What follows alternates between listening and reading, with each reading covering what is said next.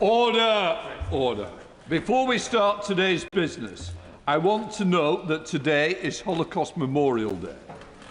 I know that the whole House will agree with me about the importance of remembering the 6 million Jewish people murdered during the Holocaust, alongside the millions of other people killed as a result of Nazi persecution, as well as those killed in more recent genocides, Cambodia, Rwanda, Bosnia and Darfur.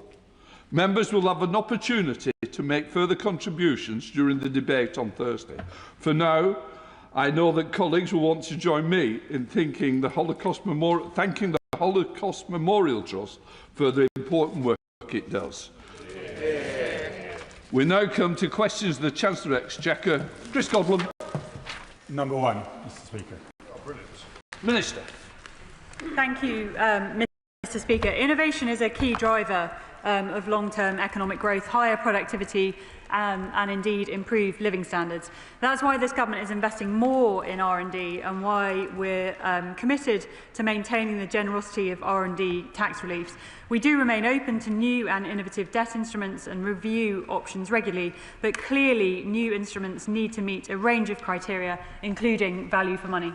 Thank you, Mr. Speaker. In the 1940s, refugees fled the Nazis and built the atomic bomb. They pioneered a method of public research and development which has powered US economic dominance ever since. The EU Safe Defence Bond Fund offers us a similar transformative opportunity. 20 billion invested in defence R&D could expand our economy by 100 billion. Will we join our Canadian and European allies, end our economic stagnation and together defend the free... I could see that you want to round up, but this is more a statement than a question. You're telling the history, quite important, but I'm sure there must be a question coming now. I've got a lot of other people to get in. Chris. Will we invest in the EU Safe Defence Bond Fund?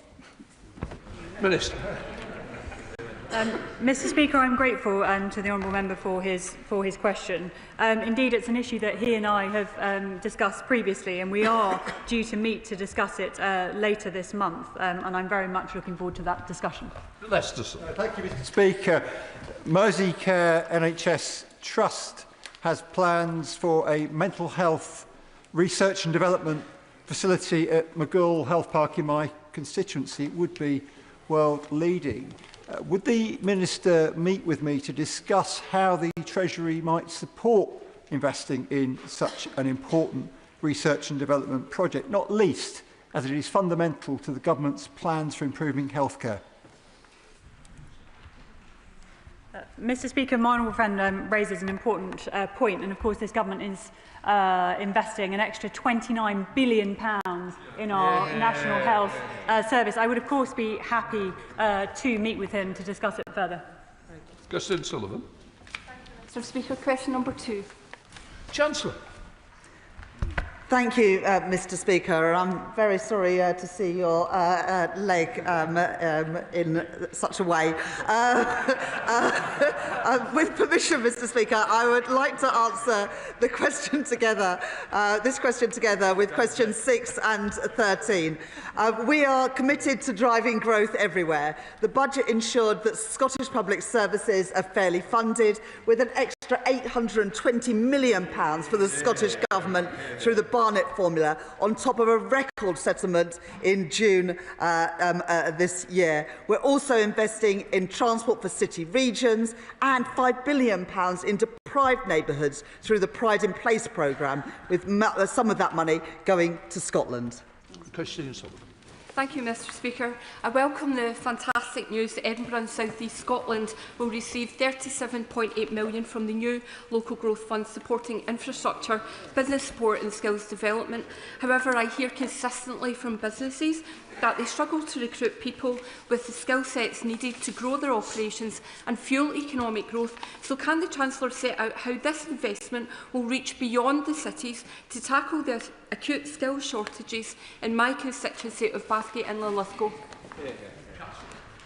Thank you, Mr. Speaker. I thank my honourable friend for that question and her commitment to her constituency. It's right that the money is allocated through the regional economic partnerships in Scotland, and I have absolutely no doubt that my honourable friend will make the case for her local area. These regional economic partnerships have already worked together to deliver the integrated regional employability and skills programme in Edinburgh and South East Scotland, including helping people in her Bathgate and Linlithgow constituency. Emma Foodie. Thank you, Mr Speaker. Ministers will be all too aware of my campaign to unlock improvements at Moor Farm roundabout, as it currently holds back growth across the North East and causes misery to local people on a daily basis. Now, the government has rightly taken steps to ensure that my region gets its fair share of investment through changes to the Green Book and place-based business cases. But will the Chancellor please meet with me ahead of the road investment strategy to ensure we finally get this long overdue investment in a critical piece of North East infrastructure? I thank my honourable friend for that question. I know that she has been a tireless campaigner for the Moor Farm roundabout, which does hold back growth and prosperity, and it holds back both commuters but businesses too. I will continue to work with her, and I know that the roundabout is now being properly considered for inclusion in the road investment strategy, and I'm happy to meet with her to discuss that further. Glenn Stewart. Thank you, Mr Speaker. The Ayrshire Growth Deal was allocated £103 million of UK Government funds. This has potential to make a real difference to our economic prospects. Despite clear potential, the delivery on the ground remains far too slow in turning round real progress. What action can the UK Government take to drive momentum, sharpen the strategic direction of the deal and ensure Ayrshire finally sees the benefits of this investment? Hear, hear. I thank my honourable friend for her question. This Labour government is investing over £250 million in economic development and regeneration in Ayrshire, including through their Ayrshire Growth Deal, but not just through that deal. My colleague is a great champion of Ayrshire, and I look forward to working with my honourable friend and also with my good friend Anna Sawa in the months and years ahead to deliver for the people of Ayrshire and right across Scotland. Christine Jardine. Thank you very much, Mr Speaker. There's a report this morning from the Jobs Foundation which says that the energy sector in the north east of Scotland is on a cliff edge. Robert Gordons have estimated that 400 jobs will be lost every week. Given the importance of that sector, not just to Aberdeen or to Edinburgh West, but to the Scottish and the UK economy, will the Chancellor think about providing the regional development support that the Scottish Government is failing to do? I thank the Honourable Lady for that question, and at the budget we published the North Sea oil and gas plan, and also announced the end of the energy profits levy at the end of this Parliament, giving certainty that the levy introduced by the previous government will come to an end. At the same time, we're supporting the transition to new jobs in new industries right across Scotland, including in Aberdeenshire, because the opportunities to transition to jobs in clean energy are very real, and we need to make sure that those jobs come to Scotland. Gregory Campbell. Mr Speaker, I know the Chancellor would say that the Northern Ireland budget was one that was an exceptionally good one, but would she agree with me that particularly in three instances, policing, education and health, there are extreme circumstances pertaining at the moment? Will she at least get into some discussions with the First and Deputy First Minister in Northern Ireland to see what can be done to alleviate the problems that are coming towards us? My right honourable friends, the Northern Ireland Secretary and also the Chief Secretary to the Treasury, are in discussions with the Northern Ireland Executive on some of those additional pressures that they are facing at the moment. We're working through those plans and we'll have more to say on that shortly. Thank you, Mr Speaker. Regional funding must not come at the expense of local authority funding, and all devolved funding must recognise the realities in the places where funding is needed. And yet, under the so-called Fair Funding Review, Herefordshire Council is going to see a reduction to 78% of current levels of UK central government funding in just 3 years. And the government has removed the remoteness adjustment for anything except social care. But of course, rurality matters for bin collections and school transport, all other aspects. So will the Chancellor look again at the Fair Funding Review, which is unfair for so many places like Herefordshire, review that and ensure that remoteness is properly adjusted for in the calculation? My understanding is that MHCLG are still consulting on this, so the Honourable Lady and other colleagues will have a chance to feed into that consultation. But in the spending review, we put an extra £600 million into supporting local authorities after the years of austerity under the Conservative government. And whilst the previous Conservative Prime Minister said that he would take money away from poorer areas and give it to Tunbridge Wells, we are indeed investing more fairly in other areas that need it most. Rachel Ford.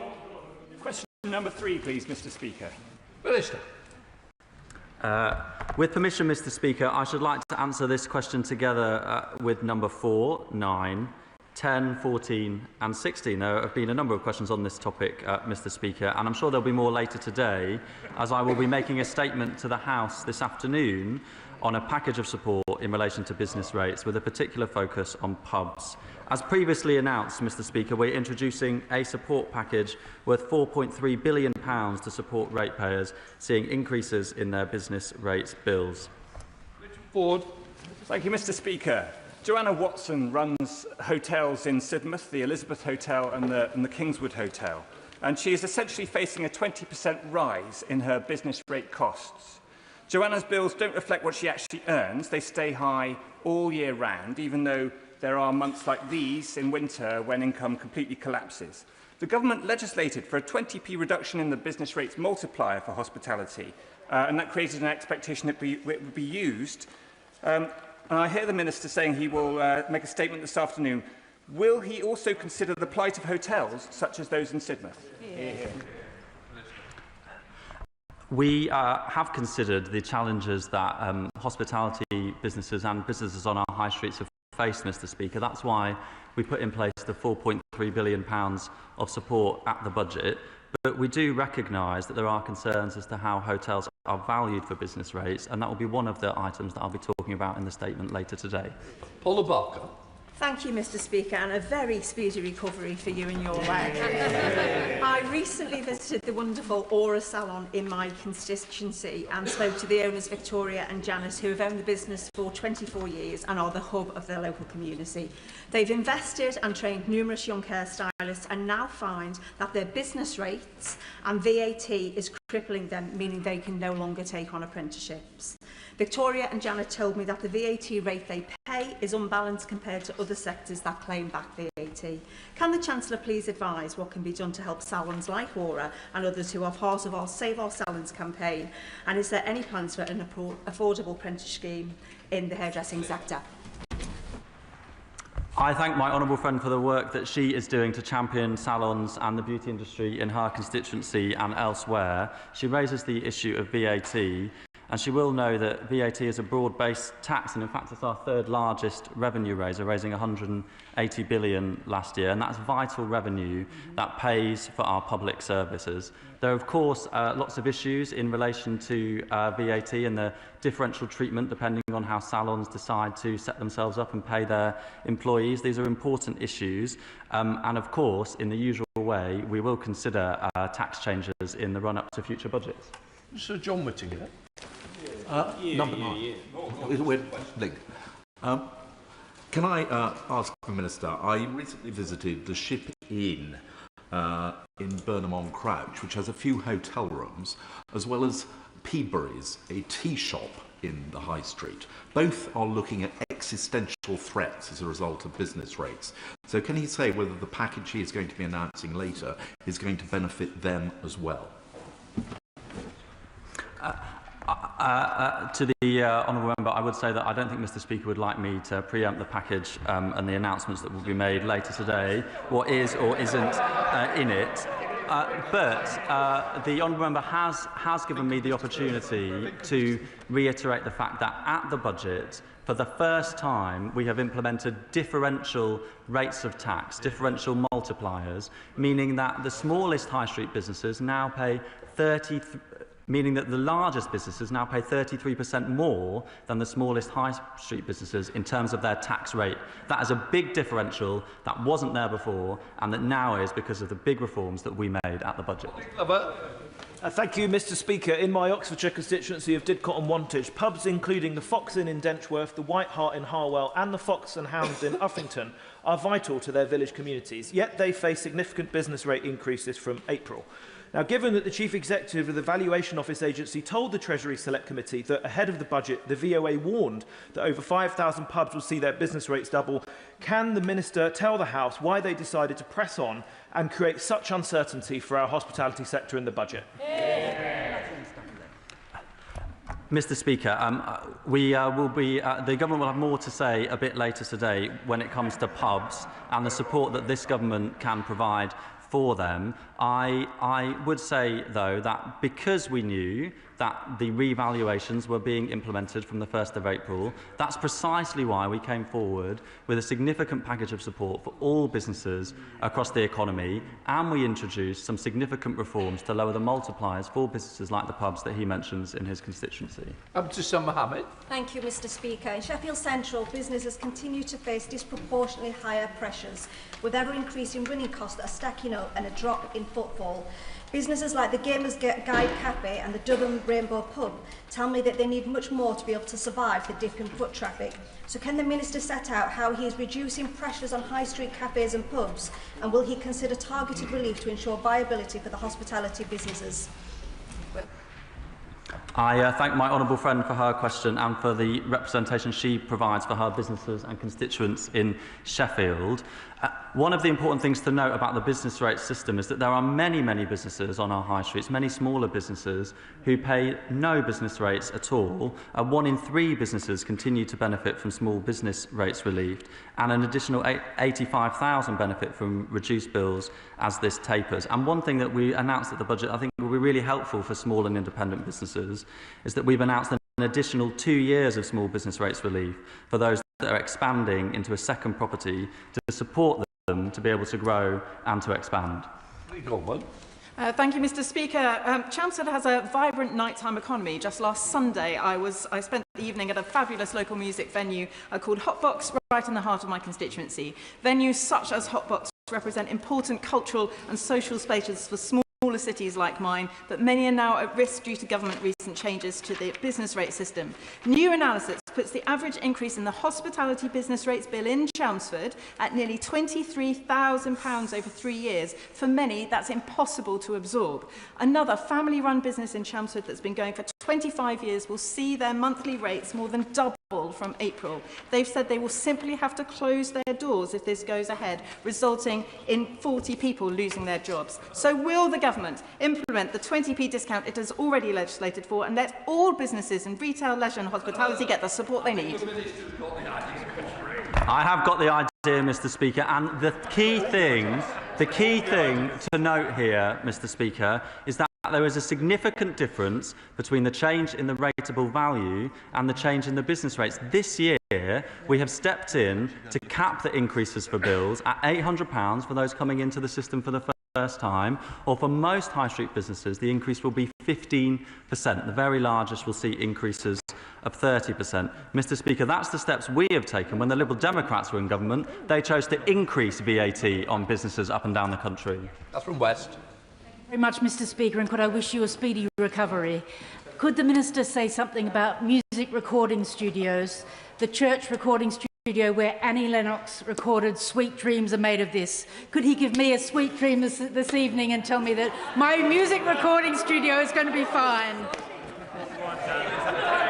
Mr Speaker, I am very fond of my constituency neighbour in Barnet, who has the privilege of sharing a part of Barnet with me in terms of her parliamentary representation.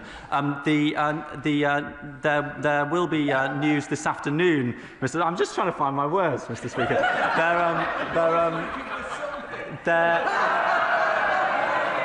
I hope that the microphone picked that up. We will be making further announcements this afternoon, Mr Speaker, specifically focused on pubs, but I do understand that there are businesses all across the economy who will have seen increases in their rateable values since the pandemic, and that's precisely why we've stepped in with the support package that we have.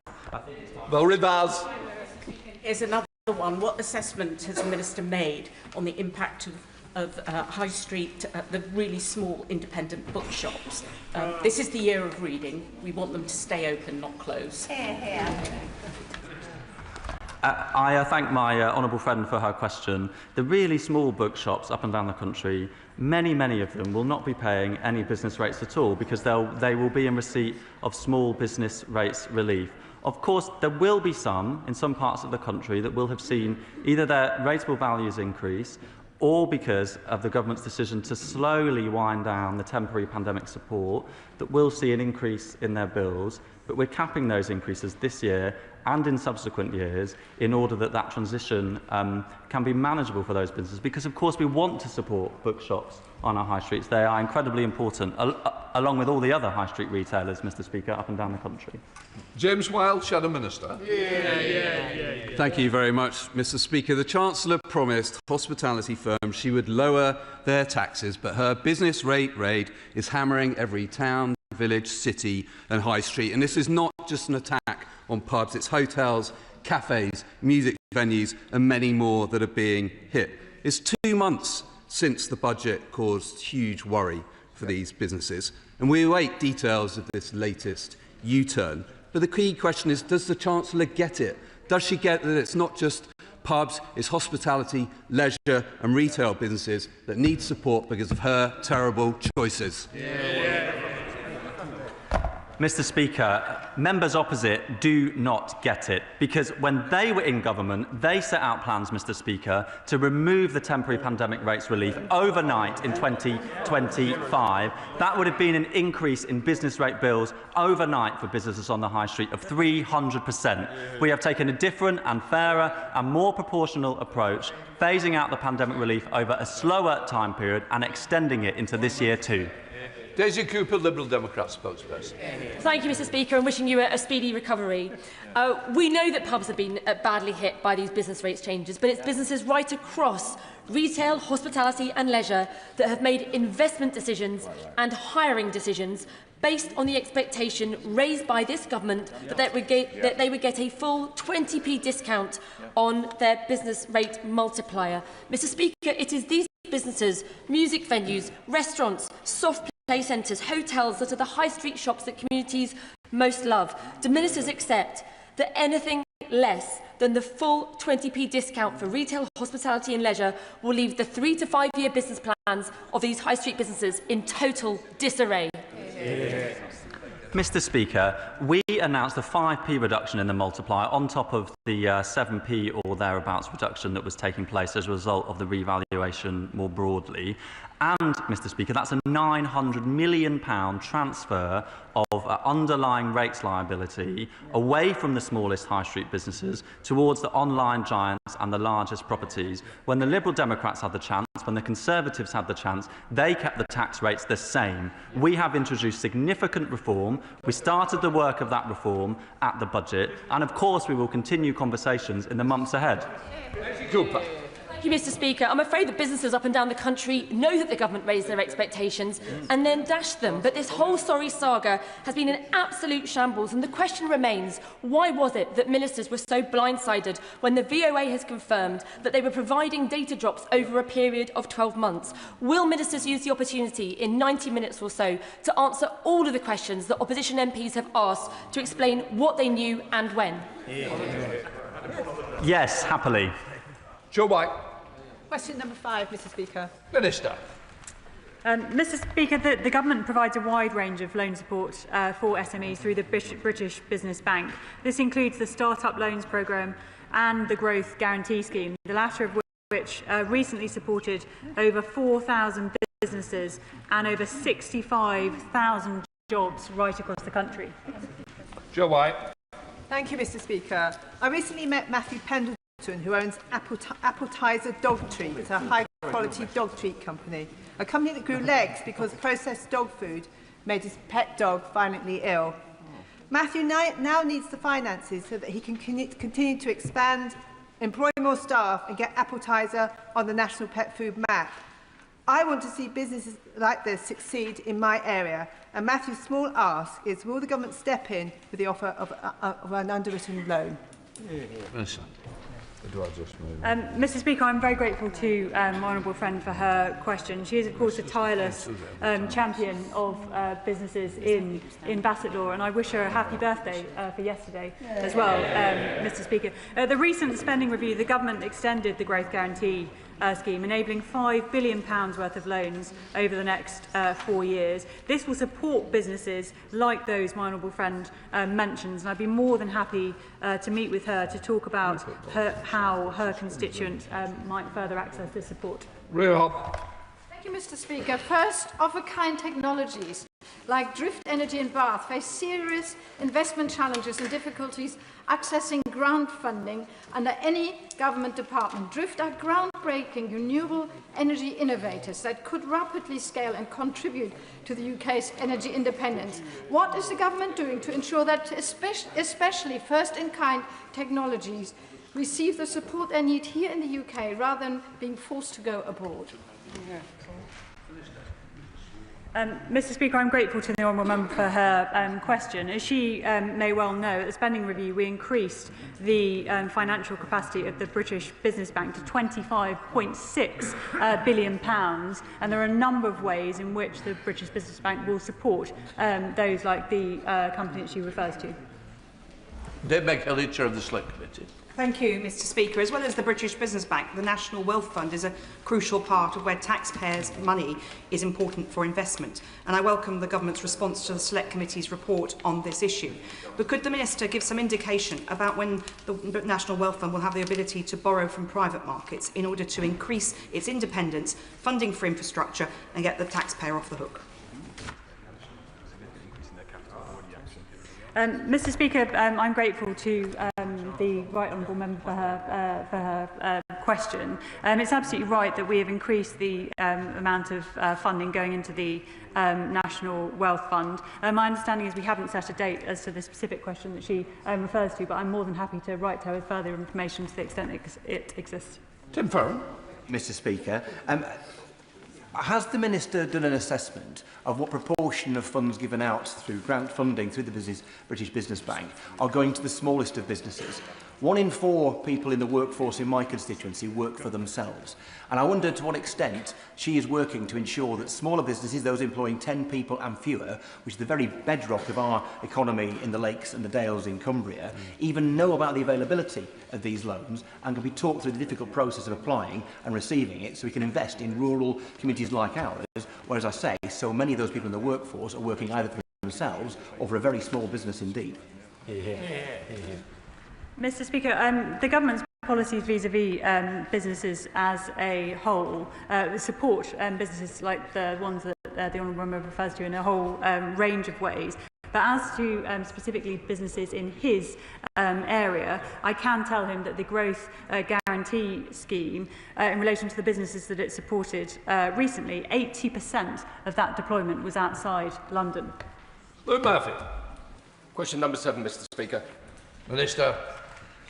Thank you, Mr Speaker. Rising living standards are the ultimate goal of economic policy, and living standards are rising after the unprecedented fall seen during the last Parliament. Specifically on my honourable friend's question, the latest data shows that the average person's real disposable income is £800 higher than in the final year of the last Parliament. Murphy. I thank the Minister for his answer. As he says, the last Parliament was the worst on record for living standards. So my constituents, many of whom the cost of living is the #1 issue, welcome the action to freeze rail fares delivering £350 on average, £150 off energy bills, and the groundbreaking commitment today to cap ground rent, which I know we will be hearing about later today. But will the Minister confirm that this government will continue to strain every sinew, clear every obstacle and use the power of government to cut the cost of living and raise living standards for my constituents over the course of this Parliament? Well, my honourable friend is a powerful campaigner on this issue, consistently week after week, raising the issue of living standards for people in Basingstoke. And he's also particularly right to highlight the key role of energy bills in this. The budget took levies off energy bills to save families £150 on average next year, and this is part of wider measures that will directly cut inflation by 0.4 0.4 percentage points, further supporting living standards by making it easier for banks to cut mortgage rates and giving businesses the confidence to invest. Energy bills cut, ground rents capped. Change promised and change delivered. Oh, Jim Chan. Mr. Speaker, can I thank the Minister very much for that answer. Can I ask the Minister what assessment that the Minister and Government has made of the recent trends in household living standards across the United Kingdom, but in discussion with the Minister relevant in Northern Ireland, and what steps his department can take in conjunction with those regional administrations to ensure that the Executive in Northern Ireland can support households facing rising costs? I know the Minister has got lots of answers. Give us an answer on this one, please. We always give the honourable member an answer, and I mean always. They have been every single one of these sessions. Government ministers spend a lot of time, particularly the Northern Ireland office, speaking to ministers in Northern Ireland, because he's absolutely right to say that the cost of living crisis is not one that has affected just one part of the United Kingdom, it's all parts of the United Kingdom. And just as one example, the 6 interest rate cuts we've seen since the general election have already made a big difference to those coming up to renew their mortgages in Northern Ireland. Richard for the Shadow Minister. Thank you, Mr. Speaker. Persistently high inflation and fears that things will get tougher for their children are top issues for the British public. But the OBR's assessment of Labour's plans was, quote, growth in real household disposable income is projected to fall to around 0.25% per annum, well below the last decade's average. Minister, why is the sum of all this government's economic policies condemning the British public to such a despairing prospect? Thank you, Mr. Speaker. That is what is called leading with your chin. The MPs opposite were in power in the last Parliament, which saw living standards fall by 2.9%. They have already risen under this government by 1.5% because we are turning around their mess day after day after day. Deb Robertson. Thank you, Mr. Speaker. Question number 8, please. Minister. With permission, Mr. Speaker, I would like to answer this question with question number 22. Mr. Speaker, investment in our railways is a crucial part of our plan to unlock economic growth in every nation and region of the UK. Just earlier this month, my right honourable friend the Chancellor announced our plans for Northern Powerhouse Rail. This transformational programme is backed by up to £45 billion of investment in the long term, which will be key for unlocking economic potential across the north. Deb Robertson. Thank you, Mr. Speaker.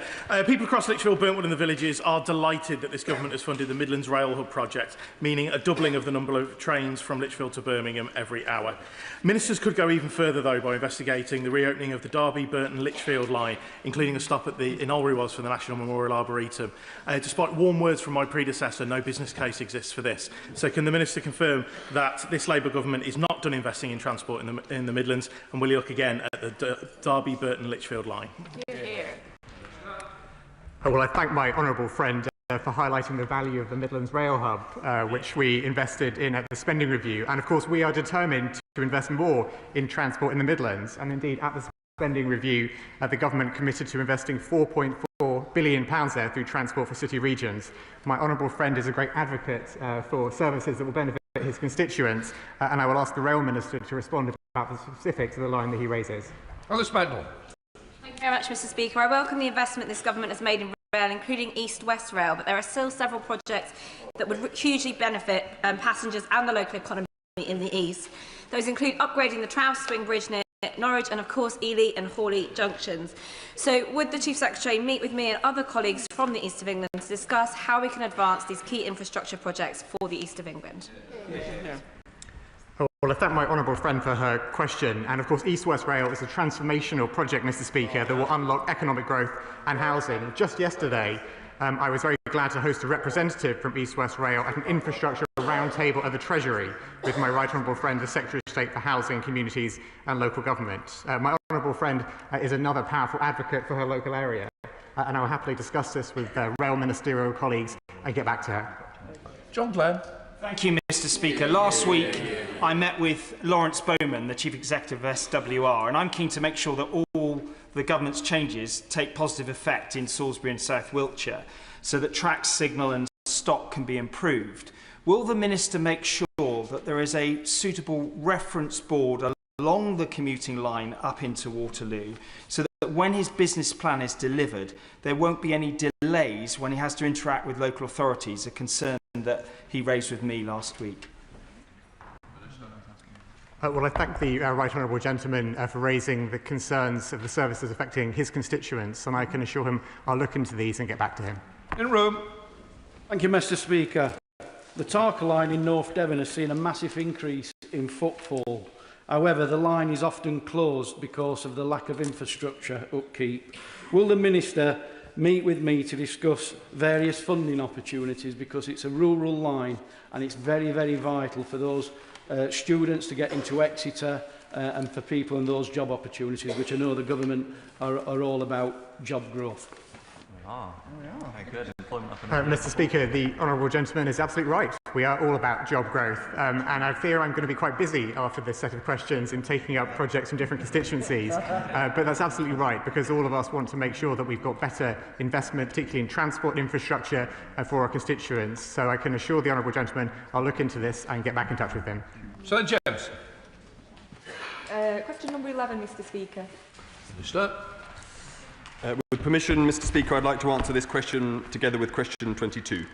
Energy bills, Mr. Speaker, are too high, and Britain is too dependent on the rollercoaster of gas prices. That's why the autumn budget reduced the cost of levies on energy bills to save households £150 on average from April this year. Senator James. Thank you, Mr. Speaker. I'm pleased that the Government is sticking to its pledge on reducing energy bills, as he rightly points out, with an average of £150 coming off annual bills this April. Does the Minister agree this is a good start, but will he also continue to work across department to ensure we make further progress on the cost of living in this Parliament?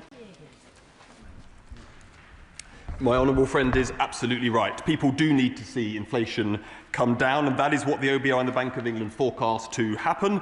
On energy bills, as she said, our plans will save households on average £150 from April, something she has campaigned for from over the past 18 months. And I'm pleased to say that energy companies have confirmed that their savings will be passed on to those with fixed tariffs. In terms of going further, I should add that we've also extended the £150 warm homes discount to a further 2.7 million of the poorest households. And the Dix.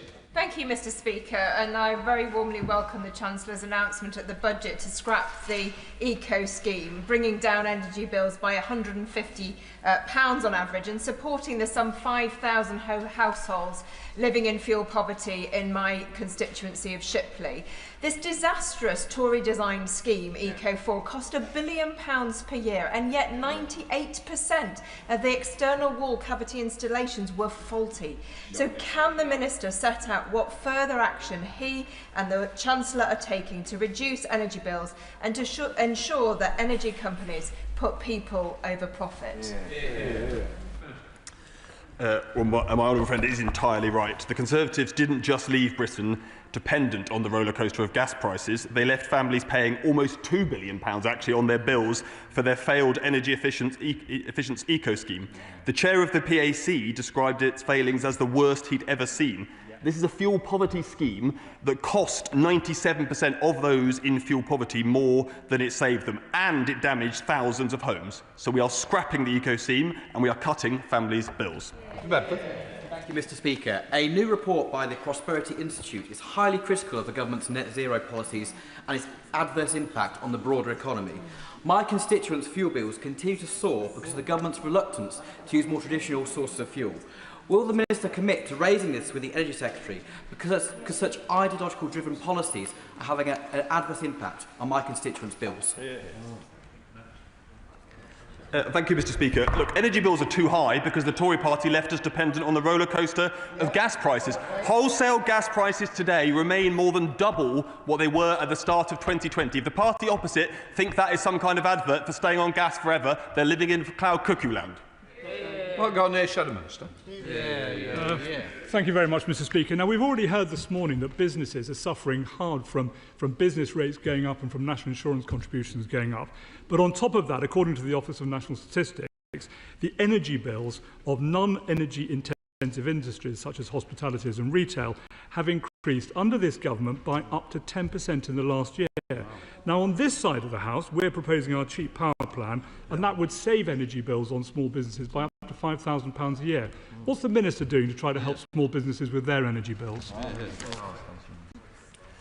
What this government is doing is actually getting on with building the energy infrastructure this country needs. What this government is doing is not going back to the 11% inflation seen under the party opposite. And what this government is doing is supporting small businesses, because he's absolutely right. The honourable member is absolutely right on one thing, which is high energy bills are not in the interests of British industry, and that is why we are getting on with fixing the energy system we inherited. Lynn Jones. Question 12, please. Chancellor.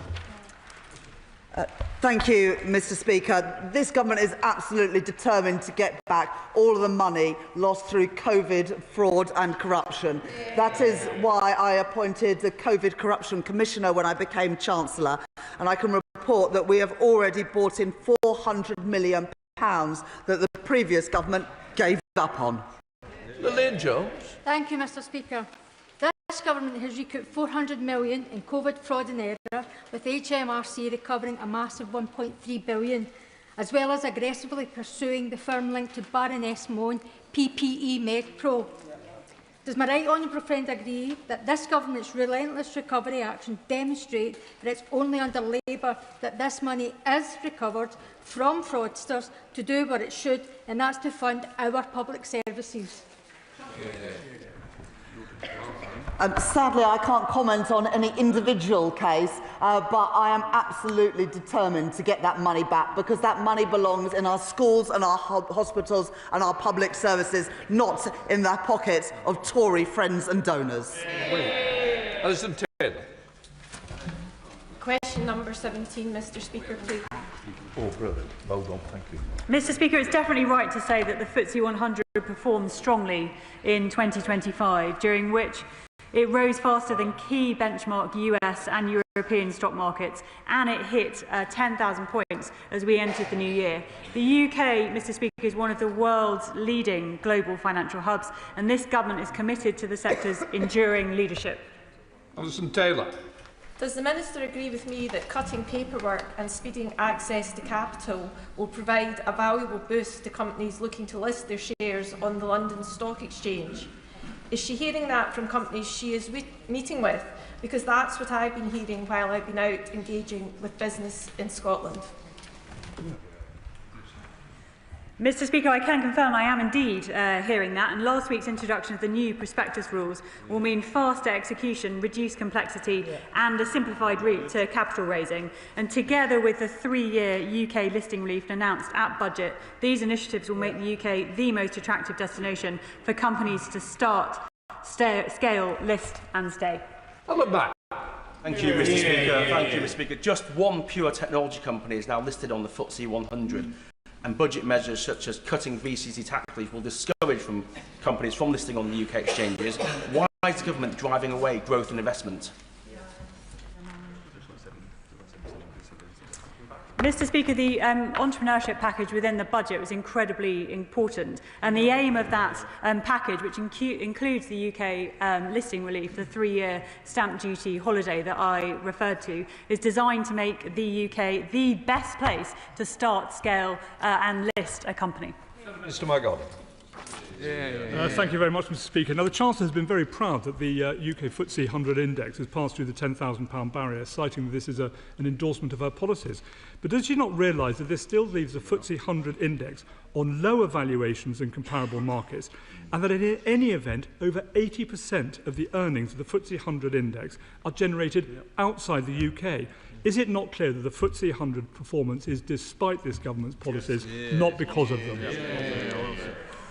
Mr. Speaker, I really could not disagree with the Shadow Minister more, I'm afraid. And he's constantly talking this country down. The reforms, the package of reforms that this government is making to our capital markets are strengthening our capital markets, and they are beginning to bear fruit. Good job. Question number 18, Mr. Speaker. Chancellor.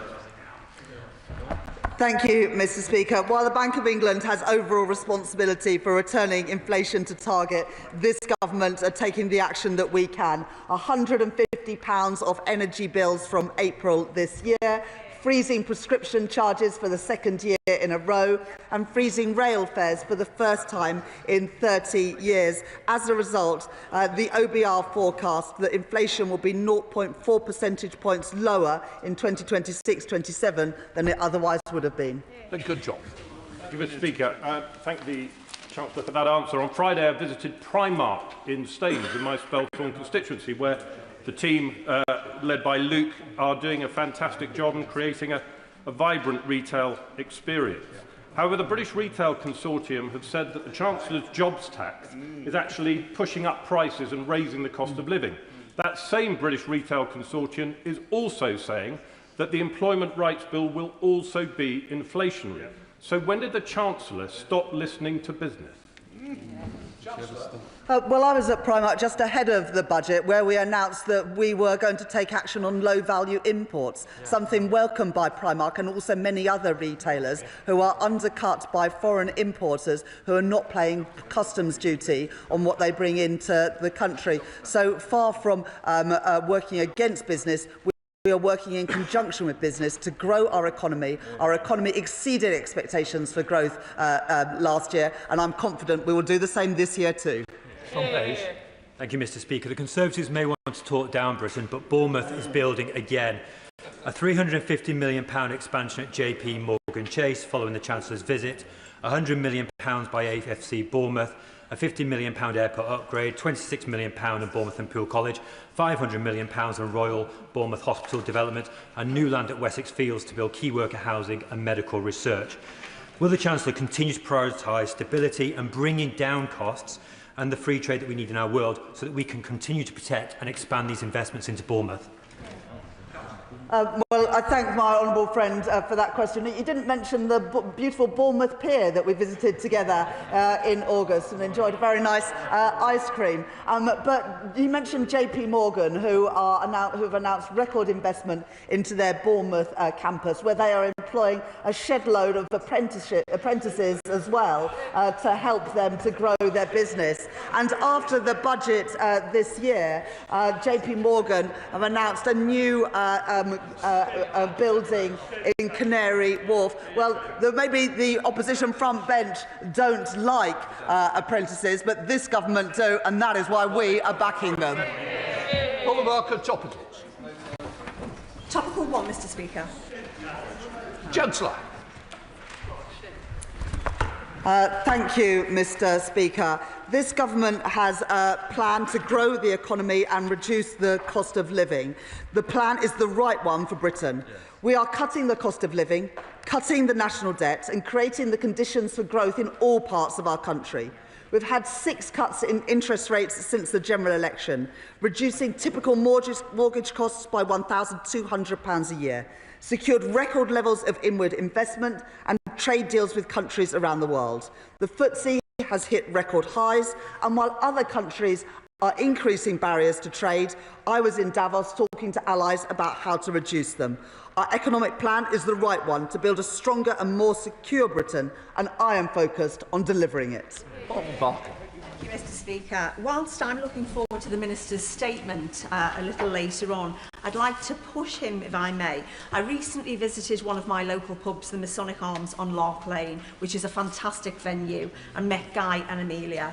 Currently, the overall sector picks up 2.8% of the overall UK business rates nationally, but only has 0.5% of the turnover of UK businesses. This is clearly not a fair tax for pubs and is a result of a uniquely skewed business rate system which actively penalises many pubs. What long-term steps can the Minister take to help pubs like the Masonic Arms and the wider hospitality sector? I thank my honourable friend for that question, and she will know that we have permanently reduced the multiplier for business rates for retail, hospitality and leisure. But my honourable friend, the Exchequer Secretary, will be setting out more detail of support for pubs later today. We are determined to support pubs that are often the lifeblood of so many communities, but also to support all of our retail, hospitality and leisure sector. We are putting more money in people's pockets by cutting energy bills, by cutting train fares and ensuring getting people back to work, so they've got more money to spend on the things they love and not just the essentials. Shadow Chancellor Smelstride. Well, Mr. Speaker, could I begin by associating this side of the House with the Chancellor's comments about your leg? We wish it well, Mr. Chancellor. Mr. Speaker, we are waiting with interest to hear the details of the latest U-turn on business rates this afternoon. But if the briefing is to be believed, it will be far too little, too late. The Chancellor simply does not understand the desperate situation so many of our pubs are in. And what many pubs are asking is, why did the Chancellor choose to spend billions more on the benefits bill instead of providing proper, permanent business rate support? Mr. Speaker, when the Right Honourable Gentleman was in government, 7,000 pubs closed under the previous government. We have permanently lowered the tax rate that retail, hospitality and leisure pay. And when I became Chancellor of the Exchequer, we faced a situation where all of the COVID support was going to disappear overnight. We've put £4.3 billion of taxpayers' money into supporting our retail and hospitality sector, including pubs, but we recognise the distinct problems that pubs face, which is why, unlike the previous Conservative government, we are setting out more support. Mr. Speaker, they just don't get it. And of course, it's not just pubs, Mr. Speaker, it's the whole of the high street that is seeing massive increases, some of well over 100%. Shops, restaurants, hotels. Where is the help for them?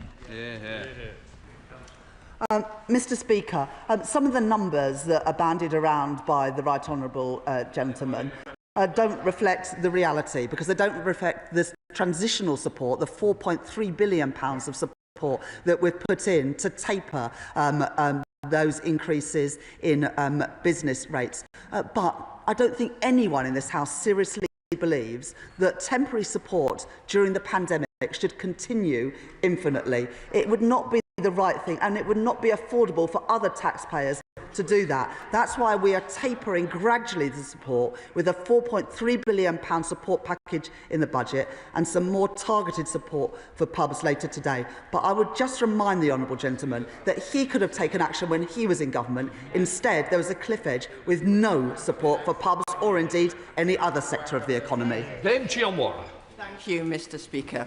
The three-year local government's funding settlement is a welcome return to long-term planning.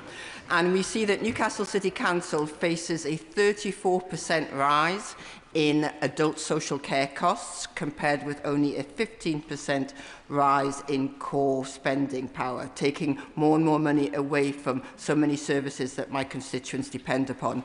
Would the Chancellor work across government to consider changes to the adult social care funding formula and/or increase to the recovery grant so that Newcastle City Council can meet the costs of social care, adult social care?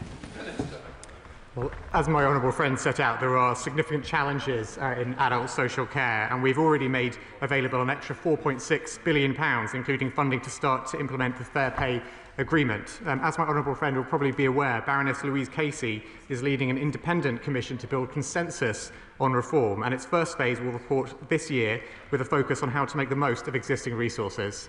Thank you, Mr. Speaker. While the Chancellor was enjoying her trip to Davos last week, inflation went up, as did unemployment, reversing the progress of the previous Conservative government. Did the Chancellor or her cabinet colleagues pick up any ideas in Davos that would reverse these trends, support our businesses and high streets, and end the hiring recession her budget has caused? I'm not sure whether the Honourable Gentleman thinks that the Chancellor of the Exchequer shouldn't be in Davos, but I think it is important that the Chancellor is there banging the drum for Britain, bringing investment to Britain. Whilst I was in Davos, we secured new investment for Britain, worked with our allies on securing new trade deals for Britain, because whilst the opposition like to talk our country down, we're getting on and delivering a lower cost of living and higher economic growth. Thank you, Mr. Speaker. A recent Sunday Times investigation found worrying evidence that multiple businesses run by the Reform leader of Durham County Council had failed, and they had failed owing hundreds of thousands of pounds in tax, national insurance and an unpaid COVID loan. Would the Chancellor agree that this is just more evidence that, just like the party opposite, Reform cannot be trusted with other people's money? Well, I thank my honourable friend for bringing this matter to the House's attention. I can't comment on individual cases of COVID fraud and issues of tax, but I would say he wouldn't be the first member of Reform who took a fraudulent COVID loan. Just in time.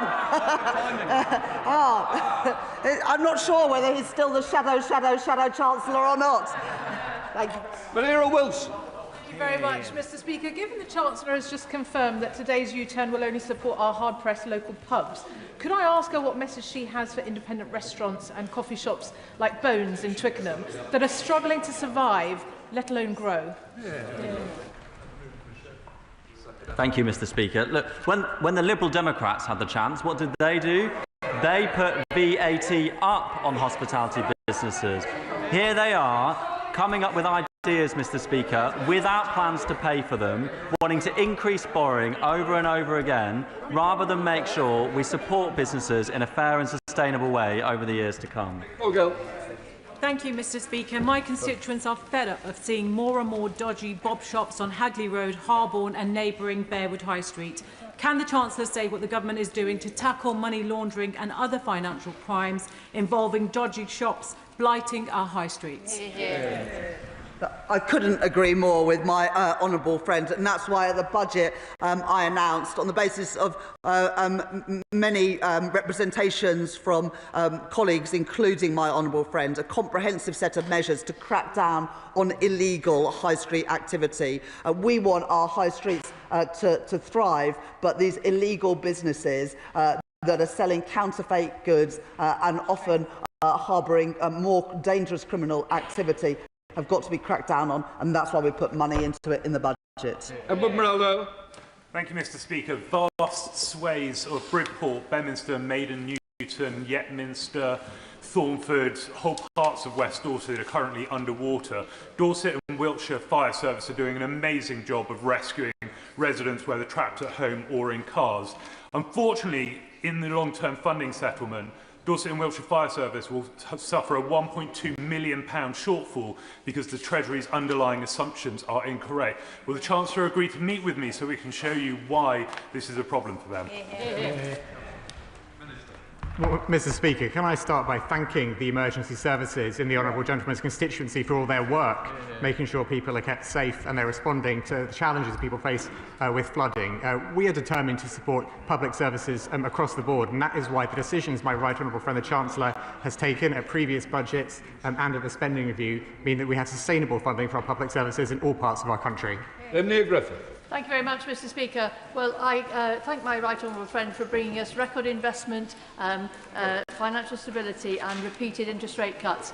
But does she share my astonishment that the Reform Party is not only welcoming treacherous Tories who did so much to wreck our economy and public services, but is actually entrusting them with economic policy? Well, my honourable friend is absolutely right, and the honourable member for Clacton is warmly welcoming people who spent 14 years undermining public services, who wrecked the economy, who botched Brexit, and who then got booted out by the British people in 2024. And, Mr. Speaker, their latest recruit was so bad she managed to get sacked by Liz Truss. Wendy Chamberlain. Thank you very much, Mr. Speaker. Thank you very much. I heard the words of the Minister to the Honourable Member for Shipley in relation to Eco4, but the reality is the vague promise in the Warm Homes Plan to put right poor quality work under Eco4 feels like empty words to those constituents of mine in North East Fife affected. Will the Treasury look at the only viable option to this disastrous scheme, which is a redress one? I thank the Honourable Lady for her question, and it is an important one because there had been too many people let down by the scheme put in place by the party opposite. I'm sure she would have seen the announcement last week by the Energy Secretary setting out £15 billion warm homes plan to make sure that the work upgrading the quality of British homes continues in the years ahead, particularly for lower income households, but for all households across the piece. And she'll also be aware that the ongoing remediation work will be taking place as part of that scheme. And in MacDonald. Thank you, Mr. Speaker. Ben Ouchen's Teesworks saga has seen over £500 million of taxpayers' monies funneled to enrich a few business people, while the opportunity for a sovereign wealth fund investment programme has been squandered. Can the Minister advise me as to what steps are being taken to ensure there is meaningful investment for economic growth and development on Teesside? Mr. Speaker, this government is backing investment in Teesside to create the good jobs that my honourable friend's constituents deserve. I know that Teesside is very well placed across a range of sectors to lead in our country. For example, £4 billion is going into the UK's first carbon capture, usage and storage cluster in Teesside, including the world's first at-scale gas power station with CCUS. Bobby Dean. Mr. Speaker, 10 years ago, this place introduced legislation stopping banks from applying tax deductions after paying out compensation for wrongdoing. Now, lenders are set to pay out billions of pounds in relation to the motor finance scandal, but they will be able to reduce their tax bills because most of these companies have channeled their money via subsidiaries. So does the Minister agree that this is not in keeping with the spirit of the law, and will they do something about it? Mr. Speaker, the honourable member refers to the motor finance redress situation. We are, as you would expect, monitoring that very closely, and we want to see it resolved in an efficient way that provides certainty for consumers and for firms as well. As the honourable member knows, seeking to change the rules on corporation tax would deviate from our commitment to certainty and predictability in the tax system as set out in our corporate tax roadmap. Thank you, Mr. Speaker, and I wish you a speedy recovery. I welcome the economic steps that the Chancellor has taken against Russia's illegal invasion of Ukraine, and I encourage her to go further. Does she, however, agree that the British public can only have confidence in our sanctions regime if those in political leadership across all parties, including the Shadow Attorney General, have an ongoing involvement in advising Russian oligarchs? Thank you, Mr. Speaker. Like many, I was staggered at the reports that Mr. Abramovich has appointed senior counsel, including the Shadow Attorney General, in relation to proceedings in Jersey. I cannot speak for the opposition. I had many years of that, but our focus remains on ensuring there is no further delay in the proceeds of sale from Chelsea Football Club reaching humanitarian causes in Ukraine. If Mr. Abramovich fails to act quickly, this government is fully prepared to pursue legal action to release the funds. We know whose side we are on. We are on the side of the Ukrainian people and of Britain's national interest. Thank you, Mr. Speaker. More than 80% of households in Bromley and Biggin Hill have at least one car or van, which is significantly higher than the average in Greater London. So the decision to remove the 5p fuel duty reduction hits them particularly hard. And this is the latest in a slew of measures against motorists, including increased congestion charging and the ULEZ charge, which is really hitting them in the pockets.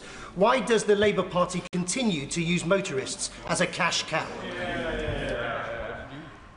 Thank you, Mr. Speaker. We have extended the temporary 5p fuel duty cut until the end of August 2026. And then, Mr. Speaker, rates will then gradually return to early 2022 levels. The planned increase in line with inflation will also not take place. That will save the average driver, Mr. Speaker, £49 next year compared to previous plans.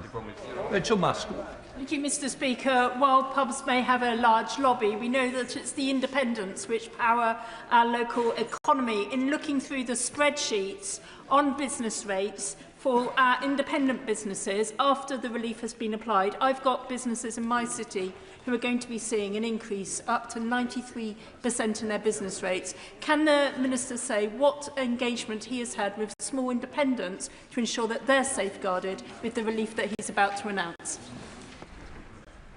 Thank you, Mr. Speaker. It is important to note that at the moment there is a 40% relief in the system for smaller and independent businesses, and over the coming years as a result of the transitional relief protection we put in, that will be phased out. I think, just as the Chancellor said earlier, it is reasonable, and members across the House will agree that by the end of the decade, it wouldn't be right to have the temporary pandemic support still in place.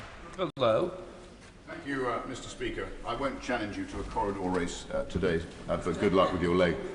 I wrote to the Chancellor on the 8th of January with the support of 7,000 businesses, small businesses, not just pubs, but businesses from across the spectrum. Their concerns about not only the rate revaluations, the vicious tax rises that they've now had to suffer, but also the effect of the cost of the Workers' Rights Bill. When can the 7,001 of us expect a reply? Mr. Speaker, I am regularly replying to letters and parliamentary questions from the honourable member and members on all sides of this House. Antonio Moll. Thank you, Mr. Speaker. There are many SMEs in advanced manufacturing supply chains in my bit of the Black Country. Does the Minister agree with me that successfully implementing our industrial strategy is vital to securing the growth through small businesses that we need to get British industry back on track? I thank my honourable friend for that question and the work that she does to champion small businesses and all businesses in the Black Country, and particularly in her own constituency. Advanced manufacturing was one of our industrial strategy sectors where we have huge strengths as a country and where we are determined to support them to grow and fulfil their potential. Thank you, Mr. Speaker. What does the Minister say to childminders in Melton and Syston concerned about potentially increased administrative burdens and cash flow pressures as a result of changes under making tax digital for businesses over 50,000, which scrap the blanket 10% wear and tear allowance, replacing it with a requirement for line-by-line item accounting, with them having to pay up front and claim back later? I thank the honourable member for his question. This is an important issue that is of concern to childminders. I have replied to correspondence, I think, to the honourable member and to others in this place on this topic. I would be happy to talk with members about it. I do think the change is proportionate and reasonable, and we have engaged closely with the sector to make sure that the burden will be proportionate for those who are affected by it. Sarah Coombs. Thanks to the policies of this Labour Treasury team, receiving £1.5 million to smarten up our towns. Does the Minister agree that local people should have a say in how this funding is spent? And will they encourage local people in Rowley, West Bromwich and Albury to fill in my survey about how we spend this government cash? I very much encourage the people in my honourable friend's constituency to fill out her survey. The Pride in Place money that we are allocating across some of the most deprived parts of the country will make a huge difference in regenerating local areas left behind by the previous government. And I would encourage everyone in all of our communities to get involved and shape those plans, because those plans can only be improved by direct contact with the people who will stand to benefit from them most. Caroline Gordon. Mr. Speaker, Link have just doubled down on its decision not to grant Totnes a banking hub, despite the Prime Minister telling members at PMQs that every community that wants one should have one. So will the Chancellor now agree to review the criteria for banking hubs so that people have access to face-to-face banking services, not just access to cash, when the last bank turns its back on its customers and leaves town? Mr. Speaker, the Government, of course, recognises the importance of in-person banking services as well as access to cash, as indeed the honourable member and I have discussed. In-person services, as she knows, are provided through traditional bank branches, banking hubs, post offices and by other means as well. I will continue to monitor the situation and, as she knows, I've listened very carefully to the concerns that she has, and I'm happy to do so again. Callum Anderson. Mr. Speaker, earlier this month, the House of Lords Financial Services Regulation Committee on Private Markets published a report on private markets highlighting the potential risks to economic stability, and the Bank of England have also undertaken a stress test of the ecosystem. Can the Minister set out what actions she is considering taking with regulators to strengthen transparency and oversight of private markets so that we can mitigate any systemic risks? I thank the honourable friend for his question. He's right that the rise in private markets has brought benefits, including to growth and financial stability. We've discussed that many times in the context of pensions, but it does come with new potential risks. The Treasury and regulators have increased their focus on those risks in non-bank sector in recent years and played a leading role in the response to emerging non-bank risks internationally, which I'm sure he is aware. In particular, the government emphasised in the November remit letter to the Bank of England's Financial Policy Committee that the committee should continue to consider risks in private markets, and we are considering the House of Lords Committee recommendations and will respond in due course. Smith. Mr. Speaker, at the weekend, Storm Ingrid caused the seawall at Dawlish to collapse in 2 new places. We wait to see the damage caused by Storm Chandra today. Both are once again exposing the vulnerability of the main rail line to Devon and Cornwall, which is vital for the local economy. Given the reported lack of a Treasury emergency reserve, can the Chancellor guarantee contingency funding for any urgent and unplanned resilience work required and not covered by a fiscal event?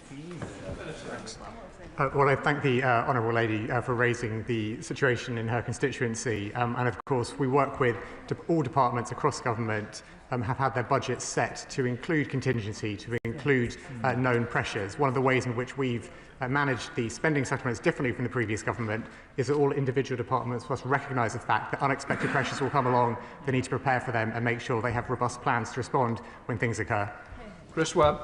Thank you, Mr. Speaker. In South Shore Park, my constituency, has got the highest concentration of deprived communities and also the most deprived ward in the country.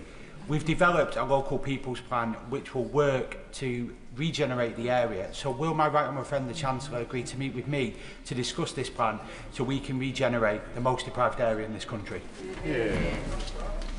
I thank my honourable friend for that question, and we were pleased to be able to allocate Pride in Place funding to my right honourable friend's constituency in recognition of the levels of deprivation, and along with policies like getting rid of the cruel 2-child benefit cap that the previous government introduced and investing record amounts in social housing, this government are delivering for the people of Blackpool, and I'm very happy to meet with my honourable friend. Dave Duggan, final question. My constituents restored the Illicit Hotel from near dereliction to an outstanding venue for dining, drinking and as a hotel. But they are smothered by the compound burden of VAT, rates, wage costs, duty increases, ENICs, energy costs and the squeeze on spending. That's why in December there were 8,000 fewer jobs in hospitality compared with November and 20,000 compared with September. Will the Chancellor consider reducing VAT on hospitality to the 7% it is in Germany, the 9% it is in Ireland, or the 10% in Spain or Italy? What I suggest is that the people of Scotland ask who was in charge in Scotland the last 2 decades and kick them out at the next election and give Labour a chance. Right, that completes questions. Let the front bench change over.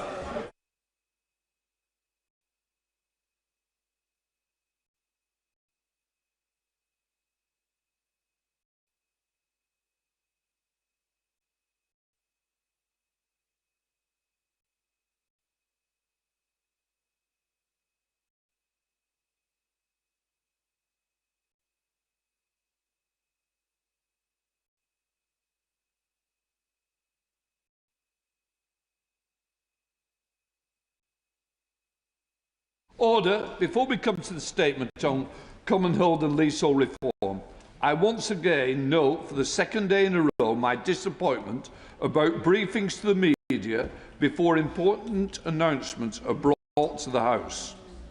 As the Public Administration and Constitutional Affairs Committee recently stated, making the most important statements in the first instance to Parliament means doing so before they're made to the media, not at the first available opportunity thereafter.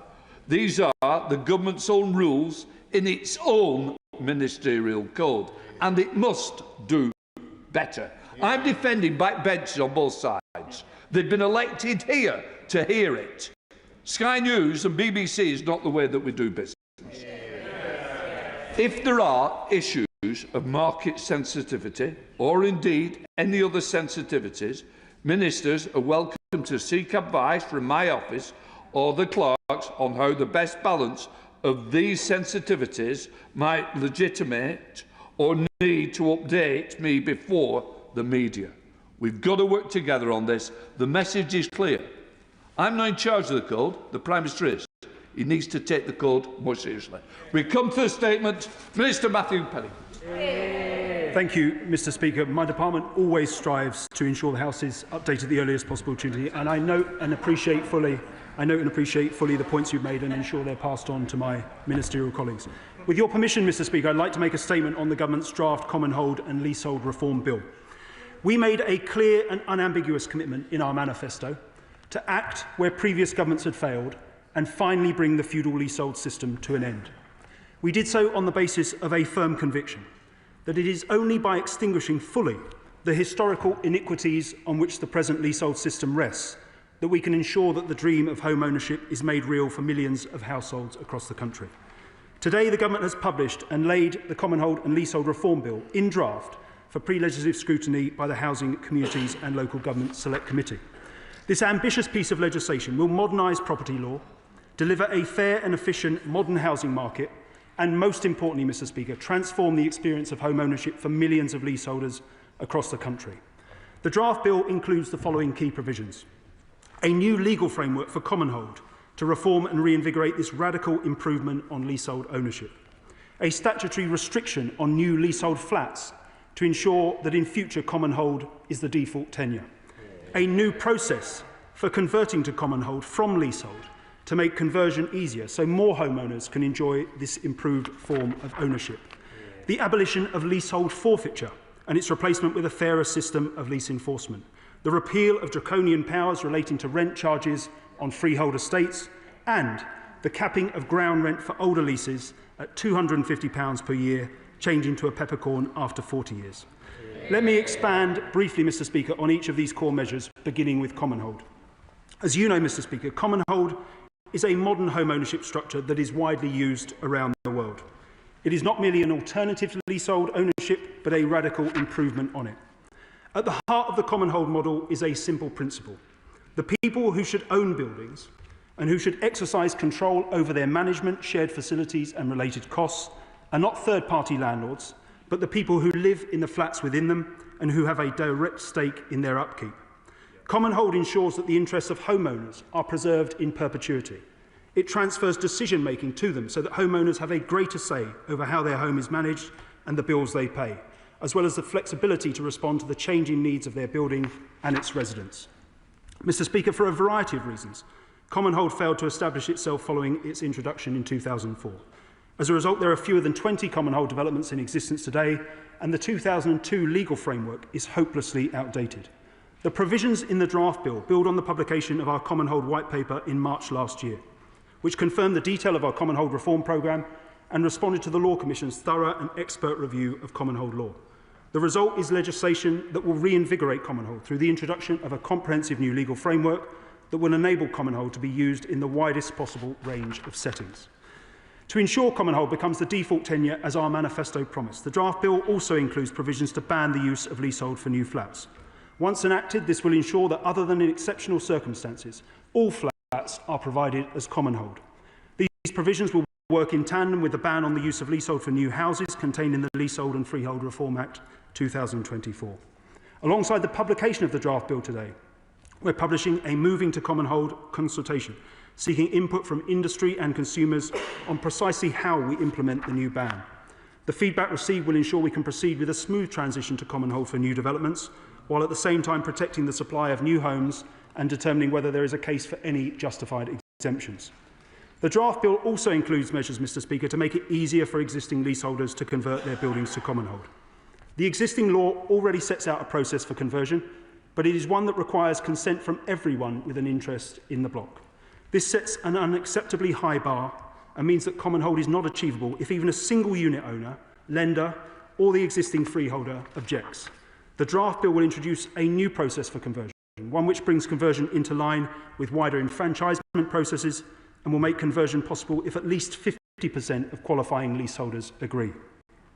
Mr. Speaker, while the previous government's Leasehold and Freehold Reform Act does provide leaseholders with important rights and protections, on these benches we have always maintained that it was a distinctly unambitious piece of legislation that left untouched serious problems, including the disproportionate and draconian threat of forfeiture as a means of ensuring compliance with a lease agreement. For too long, outdated forfeiture laws have allowed landlords to threaten people with losing their home and hard-earned equity over small debts of as little as £350 or any amount if left unpaid for 3 years. The draft bill contains provisions to abolish forfeiture and replace it with a modern, proportionate lease enforcement system that addresses breaches fairly with appropriate safeguards and judicial oversight. Mr. Speaker, you'll know that before Christmas we launched 2 comprehensive consultations seeking views on how best to implement new consumer protections for homeowners on freehold estates and the ways in which we might reduce the prevalence of privately managed estates over the coming years. To further enhance protections for homeowners on freehold estates, the draft bill will also repeal enforcement powers that apply to estate rent charges on them. These powers, often difficult to find in deeds and poorly understood by buyers, can lead to rent charge owners taking possession of or granting a lease over a freehold home as a result of small sums outstanding. That is not just unfair, it creates real barriers to home ownership and property sales. We will remove these wholly disproportionate and outdated remedies for enforcing rent charges by repealing sections 121 and 122 of the Law of Property Act 1925, including estate rent charges. Mr. Speaker, the Government is acutely aware that the cost of living remains a pressing concern for leaseholders across England and Wales, and that those who remain subject to unfair and unreasonable practices need urgent relief. That is why last summer we consulted jointly with the Welsh Government on strengthening leaseholder protections over charges and services. That consultation included proposals to reform the Section 20 major works procedure, increase transparency over service charges, and enhance access to redress through the relevant provisions in the Act. We thank all those who responded to the consultation and will set out details of how we intend to implement the measures in question as soon as possible. However, the Government is determined to go further to alleviate the cost of living pressures facing leaseholders. In our manifesto, we promise to tackle unregulated and unaffordable ground rent charges. The draft bill honours that commitment. As the House will know, historically, ground rents, which often entail no service being provided whatsoever, were of low or nominal value. However, over the past 2 decades, a practice has developed of freeholders, including high and escalating ground rent clauses in leases. Such clauses are causing leaseholders considerable financial strain, and some are unable to sell or remortgage their properties as a result. The draft bill will cap ground rents at £250 per year initially, changing to a peppercorn after 40 years. This will provide immediate financial relief for leaseholders with high and harmful ground rents, while the longer-term change to a peppercorn cap will eliminate the 2-tier market between new and older leases, delivering a fair and efficient modern housing market. These reforms will necessarily have effects on existing contractual arrangements and investments, something which this Government does not undertake lightly, Mr. Speaker. However, the Government has a clear mandate to tackle unregulated and unaffordable ground rent charges, and our approach has been designed to strike a fair balance between the interests of leaseholders, freeholders and investors, maintaining the reputation of the UK as a safe place to invest. Finally, Mr. Speaker, as I've made it clear to the House on previous occasions, the last Government's Leasehold and Freehold Reform Act contains a number of specific but serious flaws that prevent certain provisions from operating as intended and that need to be rectified via primary legislation. While not included in the draft bill, our intention is to rectify those flaws in primary legislation. Among other things, this will allow us to commence the 2024 Act's enfranchisement provisions, making it cheaper and easier for leaseholders to extend their lease or buy their freehold. Mr. Speaker, to conclude, the publication of the draft bill today is a historic moment. It marks the beginning of the end for the feudal leasehold system that has tainted the dream of home ownership for so many. I look forward to working closely with the Select Committee as they perform their invaluable role in scrutinising carefully this draft legislation, and I encourage honourable members from across the House to engage with it and the accompanying consultation on banning new leasehold flats. Mr. Speaker, I commend this statement to the House. Shadow Minister Gareth Bacon. Mr. Speaker, I thank the Minister for his remarks and for advanced sight of his statement. Progress on leasehold reform is to be welcomed. Labour promised this when they stood for election 18 months ago, so it is about time they got on with it, as the previous Conservative government had started to. Mr. Speaker, the previous Conservative government began the process of fundamental reform to the existing system of leaseholds by making it easier to extend a lease or to buy a freehold, increasing the standard lease extension term to 990 years, and giving leaseholders greater transparency over their service charges. His Majesty's opposition remain committed to giving leaseholders a fair deal, want householders to have security for the future, and will continue to hold the government to account on this.